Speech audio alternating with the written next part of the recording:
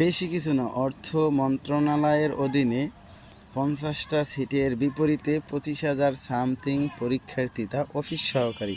সবাই honours masters complete করে office সহকারী পদে অ্যাপ্লাই করে, বাট তাও কম্পিটিশন দেখেন, মানে 50টা পদের বিপক্ষে 25,000 প্লাস মানে পরীক্ষা দেবে। আসলে এটা কি কল্পনা করা যায়?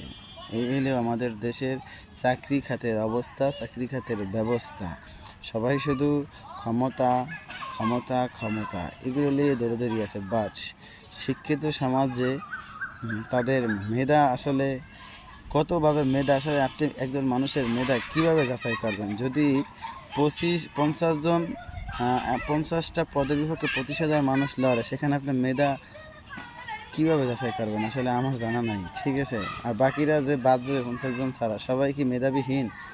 আসলে এটা সম্ভব না, আমার পক্ষে এটা সম্ভব না, ঠিক আছে। আসলে বাংলাদেশে চাকরি নাই, বাংলাদেশে চাকরি দেওয়ার মতো পর্যাপ্ত সুযোগ সুবিধা বাংলাদেশ সরকার এবং বাংলাদেশের কাছে নাই।